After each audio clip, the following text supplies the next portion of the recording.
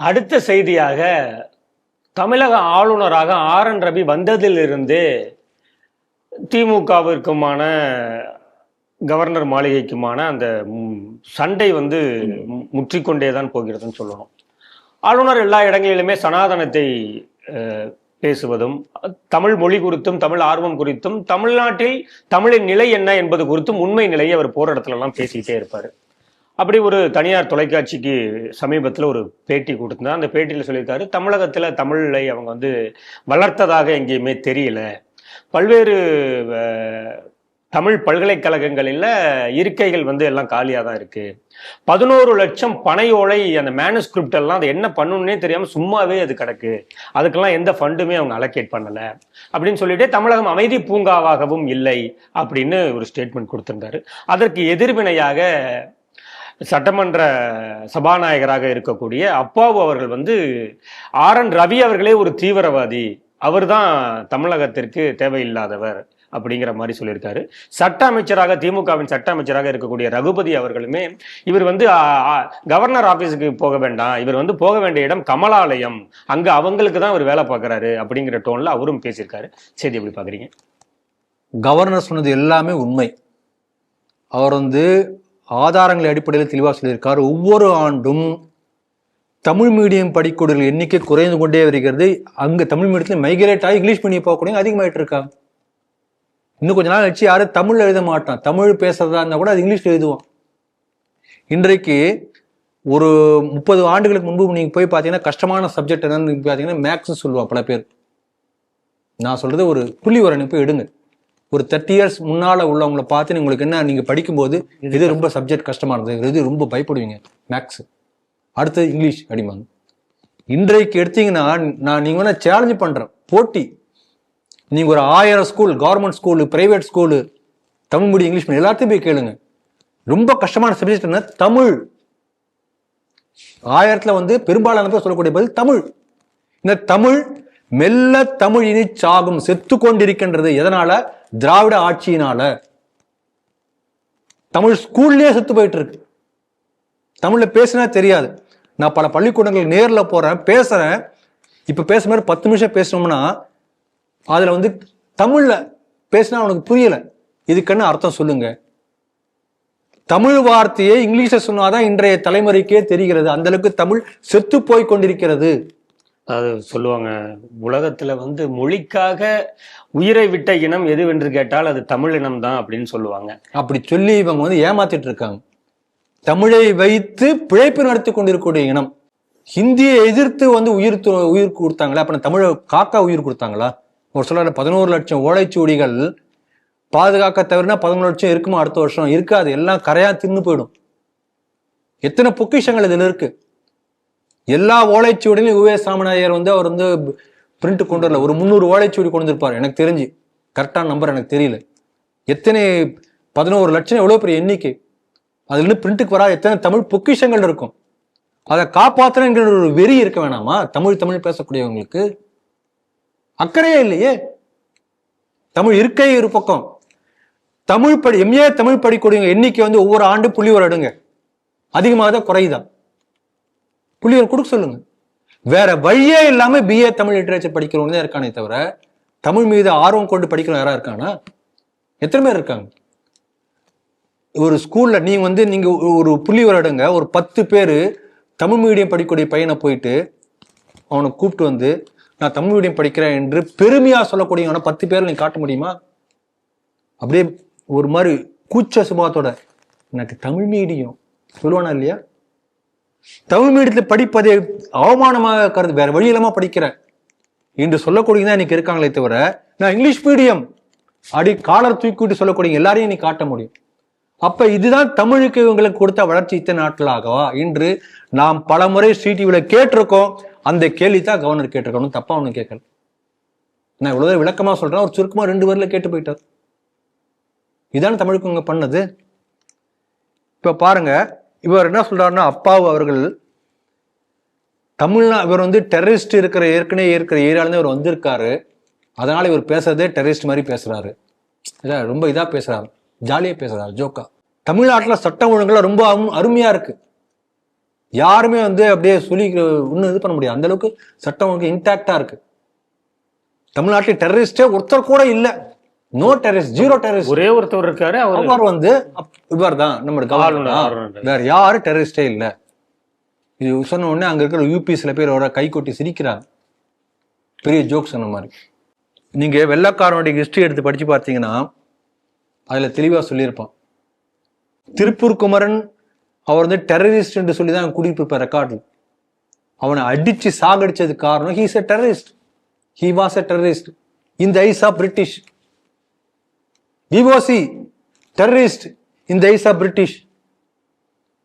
இந்த நாட்டு தேசபக்தர்கள் எல்லாருமே டெரரிஸ்ட் அப்படிதான் அவன் சொல்றான். ஆனா நாம என்ன சொல்றோம், நீங்களா என்ன சொல்றோம்? வாவு சிதம்பரம் பிள்ளை ஒரு ஹீரோ, தேசபக்தர், தேசத்துக்காக உயிர் கொடுத்த வீரர், இப்படி நாம பார்க்கிறோம்.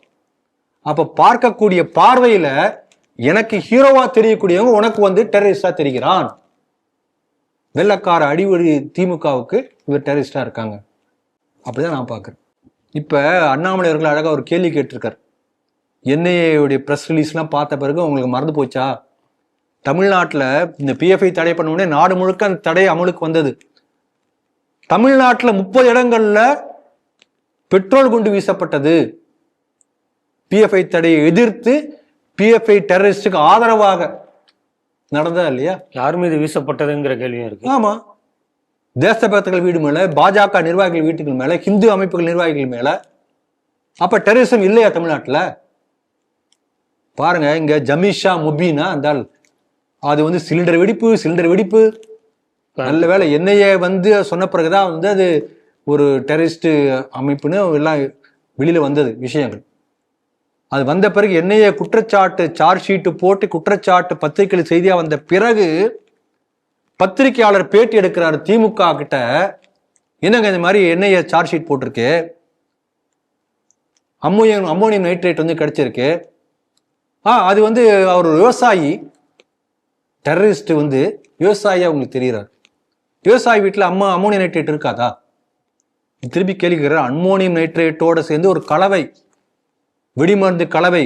ராணுவ நிபுணர்கள் சொல்லியிருக்காங்க, இது it is a mixture of ஒரு எக்ஸ்ப்ளோசிவ் மெட்டீரியல். அம்மோனியம் நைட்ரேட்டோட சேர்க்கிறா இன்னொன்று. அப்புறம் அதோட ஒயர், 12 வோல்ட்ஸ் பேட்டரி, இத்தனை சேர்த்தா பிடிச்சிருக்காங்க. இது பார்த்தா உங்களுக்கு டெரரிஸ்ட் ஆக்ட்னு தெரியலையா? இது என்ஐஏ சொல்லியிருக்காங்களே, ராணுவத்தினுடைய எக்ஸ்பர்ட் வந்து ஒப்பீனியன் கொடுத்தான்னு சொல்லியிருக்காங்க, அது பேப்பர்ல வந்திருக்கு. அப்ப என்ன திருப்பி பதில் சொல்றான், ஒண்ணுமே இல்லாத விஷயத்தை ஊதி பெரிதாக்குவது உங்கள் வேலை. ஒரு சாதாரண அப்பா விவசாயி நீங்க வந்து தீவிரவாதியாக சித்தரிப்பது, நீங்க வந்து கலவரத்தை ஏற்படுத்த நீங்க முயற்சி பண்றீங்கன்னு சொன்னது திமுக. இப்படிதான் அவங்களுடைய பார்வை. அப்ப பயங்கரவாதிகளை ஆதரிக்கக்கூடிய அரசு திமுக அரசு. அதனால அது ஊதுகுழலா இருக்கிற மாதிரிதான் அப்பாவு பேசுறாரு. சாதாரணமா வந்து ஆவேசத்துல ஒருத்தர் குத்தி கொலை பண்றாருன்னா அவருக்கு இந்த நீதிமன்றம் வந்து தூக்கு தண்டனை கொடுக்கக்கூடிய காட்சி நம்ம பார்க்கிறோம். ஆனால் ஒரு வெடிகுண்டு வைத்து இத்தனை மக்களை கொல்ல வேண்டும் என்று பல மாசங்களாக, இன்னும் சொன்னா 1 வருஷம் கூட ஆகும், உட்காந்து திட்டம் தீட்டி இந்த இடத்துல குண்டு வைக்கணும், இந்த மாதிரி வந்து தப்பிச்சு போகணும், இந்த மாதிரி தயார் பண்ணணும், அப்படி திட்டம் தீட்டக்கூடிய வேணும் ஆவேசத்துல பண்ணல. உட்காந்து நிதானமாக யோசித்து இத்தனை நூற்றுக்கணக்கான மக்களை குத்தாக வந்து வெடி வைத்து சிதற வேண்டும் என்று திட்டமிட்டு தெரிந்தே பண்ணிக்கிறான் என்று சொன்னால் அவர் தீவிரவாதி, பயங்கரவாதி, மனிதத்தன்மை இல்லாதவன். அப்படிப்பட்ட பாஷாவுக்கு அவன் வந்து வெளியில பரோல்ல வந்து செத்து போறான். வந்து குற்றமற்ற ஒன்று தீர்ப்பு கொடுத்தோன்னு யாரும் பண்ணல, குற்றவாளி தான். வெளியில வந்தார், உடம்பு சரியில்லை, செத்து போயிட்டார். ஒரு தீவிரவாதி அவர். அந்த தீவிரவாதிக்கு என்ன பண்றாங்க, ஒரு பெரிய தேசபக்தர் ஊர்வலம் நடத்துற மாதிரி இங்க உள்ள முஸ்லீம்கள் ஊர்வலம் நடத்துறாங்க. நம்ம தெளிவா 2 விஷயம் தெளிவா தெரிஞ்சுக்கணும். ஒண்ணு, நீங்க தொப்புள் கொடி உறவுன்னு சொல்லிட்டு பக்கத்து வீட்டுக்காரன பாய் கொடுக்குற பிரியாணி போய் சாப்பிட்டு போயிட்டு இருக்கீங்க. ரோஸ் மில்க், ரோஸ் மில்க் இன்னும் என்னென்ன கொடுத்தாலும் சாப்பிடுவாங்க, எச்ச பண்ணி கொடுத்தாலும் சாப்பிடுவாங்க.